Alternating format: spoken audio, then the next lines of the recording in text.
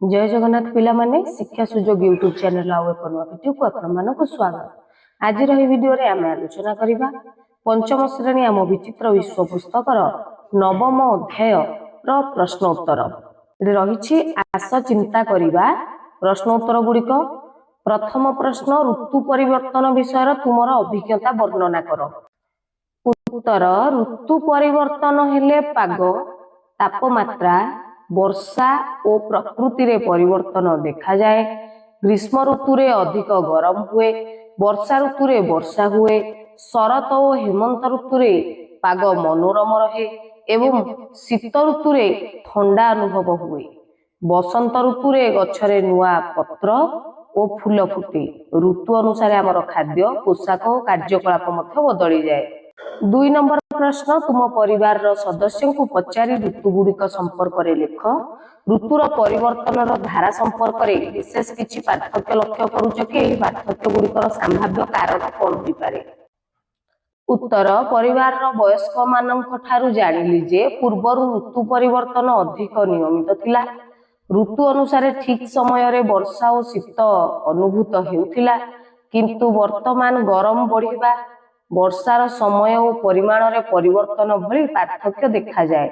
एहार संभाव्य कारण हेउछि जंगल क्षय, प्रदूषण मात्रा वृद्धि और जलवायु रे परिवर्तन। 3 नंबर प्रश्न ऋतु गुड़िकर आंचलिक नाम रहिछि। तळे दिया जाइथिबा ऋतु गुड़िकु तुम अंचल रे और तुम भाषा रे कोन कुहा जाए बुझी लेख। पिलाने बसंत ऋतु को तुम अंचल रे कोन कुहा जाए? बसंत ऋतु को बसंत ऋतु ही कुहा जाए। बसंत ऋतु को बसंत ऋतु कहते, तेणु बसंत ऋतु लिखिदेवा। ग्रीष्म ऋतु को ग्रीष्म ऋतु बा खरा मास बोली मध्य कहती कहीं खरा मास। वर्षा को वर्षा ऋतु, चतुर्मासिया मध्य कई कहती। कौन कहते पिले माने? चतुर्मासिया। शरत ऋतु को शरत ऋतु कहती। हेमंत को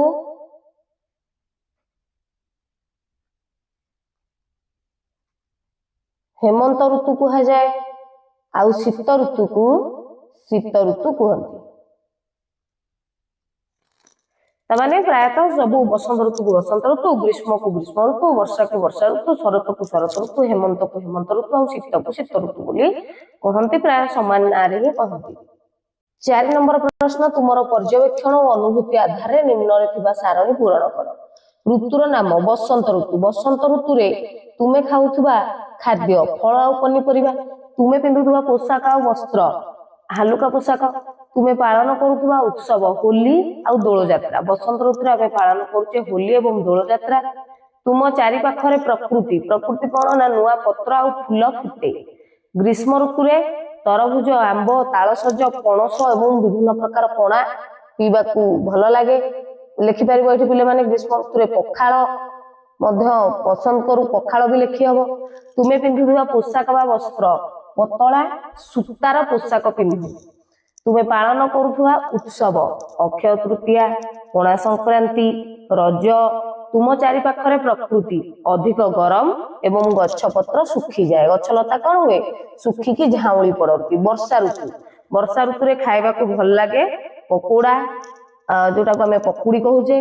ऋतुकालीन फल पिठा चितौ पिठा, पिंधुथिबा पोशाक बा वस्त्र होची हल्का पोशाक रेनकोट पिंधु एवं पालन करुवा उत्सव होची नुआखाई, राखी पूर्णिमा, जन्माष्टमी, गणेश पूजा। चारि पाखर प्रकृति प्रचुर वर्षा हुए। नई नाल पोखरी गाड़िया जलरे पूर्ण, गछपत्र सबुज देखा जाए। सेमती शरत ऋतु रे खाइबा को भल लागे भात डाली पनीपरिबा, पिंधु साधारण पोशाक, पालन करू दुर्गा पूजा कुमार पूर्णिमा। आकाश स्वच्छ एवं निर्मल देखा जाए। हेमंत ऋतु रे नुआ धानर खाद्य पनीपरिबा, हल्का गरम पोशाक, पर्व पालन करू कार्तिक पूर्णमी। दीपावली, रास उत्सव, प्रथमाष्टमी, माणबसा, गुरुवार। अच्छा एई समय प्रकृति थाए पाग ठंडा हेबा आरंभ हो जाए। सेमती शीत शीत ऋतु आम खाऊ विभिन्न प्रकार पनीपरिया जमती कि कोबी, मक्का, मूला, गाजर, कंदमूल, गरम गरम गरम रंधा खाद्य खावा भल पाऊ। मुग, बिरी, कोलथ आदि डाली जातीय खाद्य मिले। शीत वस्त्र पिंधु, पशम कपड़ार वस्त्र पिंधा भल लगे। मकर संक्रांति, सरस्वती पूजा आदि पर्व पालन करू। ठंडा पाग एवं कुहुड़ी देखा जाए। 5 नंबर प्रश्न, ऋतुभित्तिक पत्रिका लिखिबारे तुमर अनुभूति आलोचना कर। उत्तर, ऋतुभित्तिक पत्रिका लिखिबा मो पई एक मजादार और शिक्षणीय अनुभूति थिला। एहा द्वारा वर्ष सारा प्रकृति रे हेउथिबा परिवर्तन को मु भल भाबरे लक्ष्य करि पारिली। गछ, पत्र, फूल, पशु, पक्षी, पाग, जल एवं मनीषंकर कार्यकलाप ऋतु अनुसार बदलुथिबा जानिली। 6 नंबर प्रश्न, 3टी मुख्य ऋतु संपर्क में एक तुलनात्मक विवरणी प्रदान कर। ग्रीष्म ऋतु अत्यधिक गरम हुए, वर्षा ऋतु वर्षा एवं आर्द्रता अधिक थाए, शीत ऋतु जलवायु शीतल और शुष्क थाए। सेमती ग्रीष्म ऋतु पतला और सूता पोशाक पिंधा भल लगे। हालुका पोशाक एवं रेनकोट पिंधु वर्षा ऋतु, शीत वस्त्र पिंधा जाए शीत ऋतु। ग्रीष्म ऋतु परिवेश गरम एवं शुष्क परिवेश, गछ पत्र सबुज, नई नाल पोखरी गाड़िया जल पूर्ण, ठंडा पवन और कुहुड़ी देखा मिले शीत ऋतु। आंब, तरबुज, पणा, तालसज, काकुड़ी खावा भल लगे ग्रीष्म ऋतु।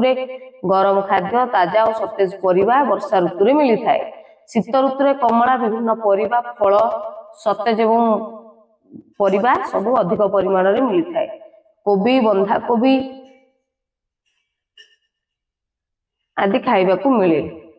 चाष पाई जमी प्रस्तुत हुए ग्रीष्म ऋतु, धान चाष आरंभ हुए वर्षा ऋतु, अनेक रबी फसल अमल हुए शीत ऋतु। तो ये आम समस्त प्रश्न उत्तर आलोचना करते। आशा कर समस्त वीडियो को कंप्लीटली देखि। So thanks for watching. Please do like, share, comment and subscribe.